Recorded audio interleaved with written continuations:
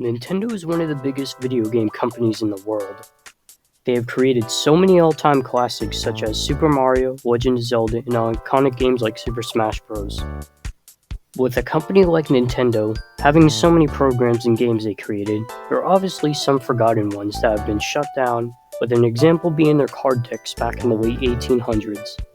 But today on Forgotumentaries, we're going to be looking at 3 of those programs that have been shut down and forgotten.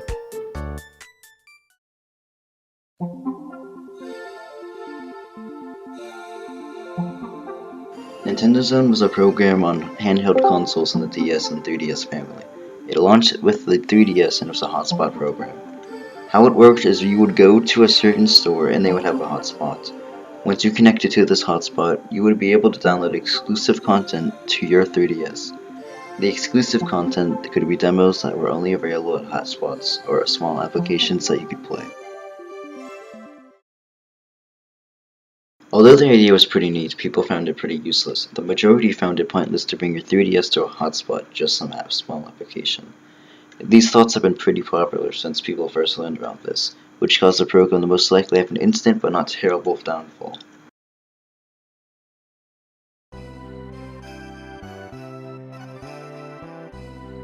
The program was shut down in March of 2016. This shutdown could have been foreshadowed due to the fact that companies have been shutting down their hotspots before the shutdown announcement. Weirdly enough, while hotspots were getting shut down, Nintendo said that some applications that use the internet through Nintendo Zone would still be accessible after the shutdown of the application. It made the program completely accessible in the 3DS, and when you open it, a message will pop up thanking people for using the service. Nintendo Zone's legacy isn't really notable. It's not really talked about anymore or very remembered. However, some people have been able to bring back their own servers with homebrew and custom firmware, or CFW.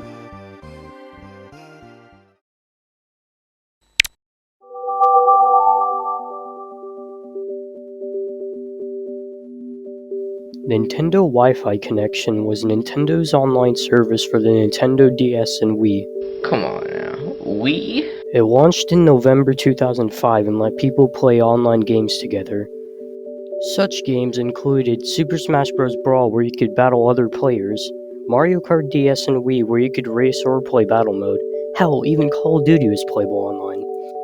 The service was a great way to play online games with people, with the fact that this was Nintendo's first time having online play like this. Damn, it's pretty impressive.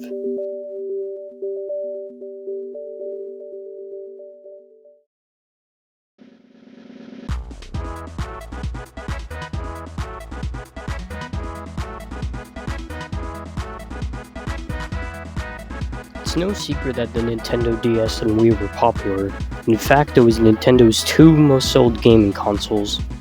Add this with the fact that Wi-Fi connection had so many features in games, it was very popular. Along with playing games together, it also had friend codes where you could friend people and play games with them, DLCs or downloadable content, and even some Wii channels such as Everybody Votes, Check Me Out, and Mario Kart Wii channel. It even had a microphone device called Wii Speak that allowed you to talk to people. It had its own channel but unfortunately worked a few games.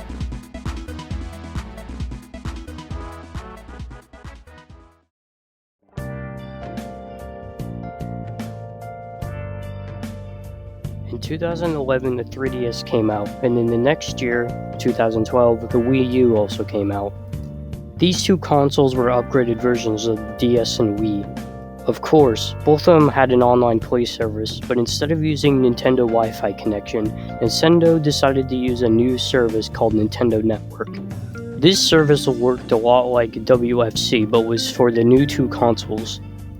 Even though WFC was a bigger service than Nintendo Network, it still wasn't going to help it stay up. Nintendo moved their focus to the new service, and so did most Nintendo users that got the new consoles. A lot of people also moved to the Xbox One and PS4, leaving Wii and DS games nearly abandoned.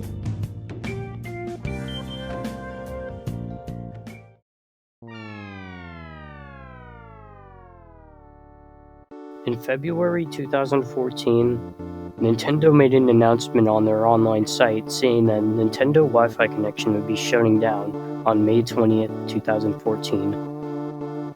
This shutdown would affect all WFC games and online activity would not be possible. However, other online Wii and DS channels that didn't use WFC wouldn't be affected. Only later down in the road would they be though, but we're not going to talk about that. Nintendo Wi-Fi connection had a great legacy. It will always have the name of one of Nintendo's greatest online services, and maybe even the best. Nintendo Network also carried its torch but did the same thing but with the newer consoles and still used and is even used for Nintendo Switch. Even before its shutdown, developers were able to make unofficial servers that allowed people to play Wii and DS games online and still used to today. WFC was an amazing network that will continue to make a path to the future of Nintendo Online.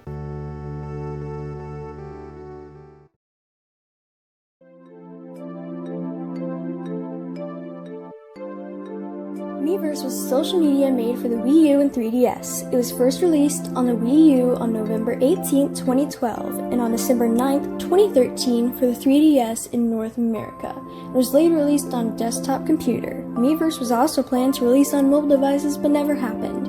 Miiverse allowed players to interact and share their experiences through their own Miis, drawings, text, screenshots, and game videos.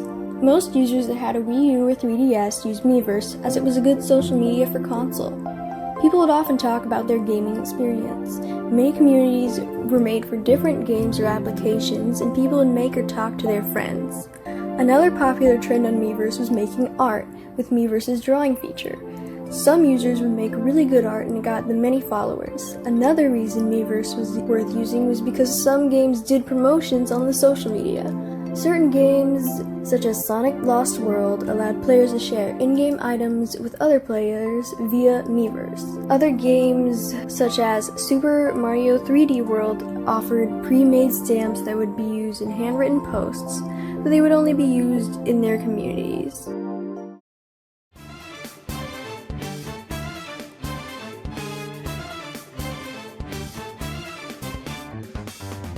Miiverse was always put at a slight disadvantage because the Wii U was the second worst selling Nintendo console right before the Virtual Boy. This was a huge staple of why Miiverse was shut down, which we will get to in a bit. The downfall of Miiverse was quite ironic. As the platform itself was being used less, mainstream media had a lot of attention to it. Many YouTube videos, Twitter accounts, and other social medias would have users writing ridiculous posts and images. The downfall wasn't necessarily a popularity problem, it was more of the reputation, but this is not the case for the shutdown.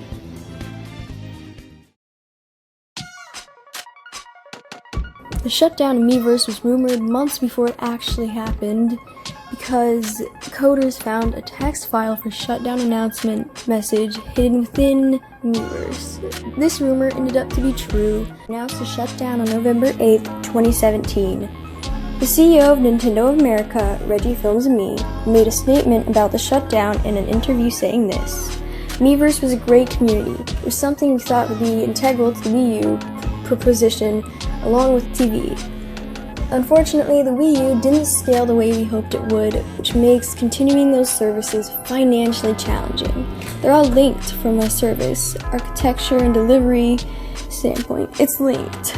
Once we made the decision for it to be concluded on Wii U, it meant it would be concluded for 3DS as well as the viewing service on your PC. This basically means that Wii U Miiverse was going to shut down because of the failure of the console, and decided to shut down for all devices.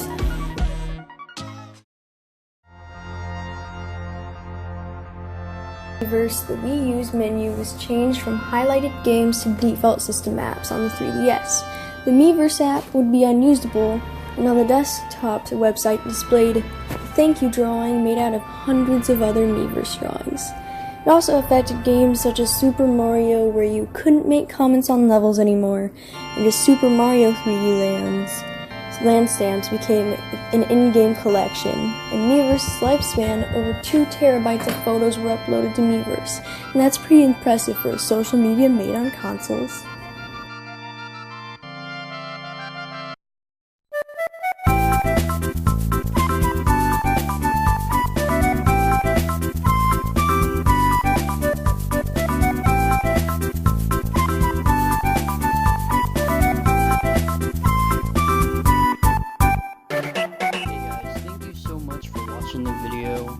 Now, this video, it took quite a while to make for a giant list of reasons.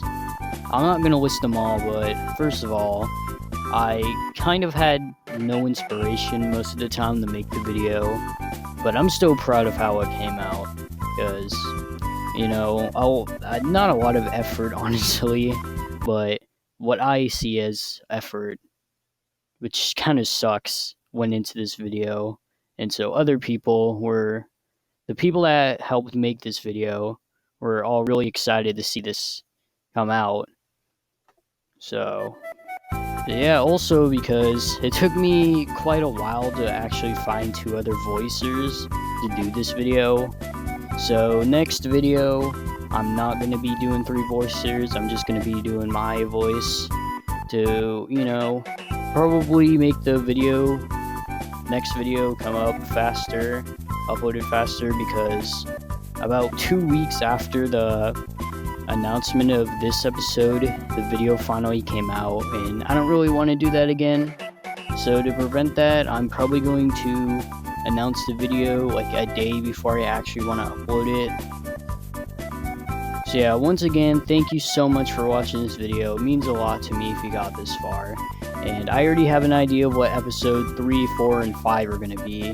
It's not official, but yeah, this is now officially, Forgotumentaries is now officially a new series. I'm hoping that a lot more people will be able to see this soon. So yeah, once again, I just can't say it enough. Thank you, and I'll see you guys in the next video.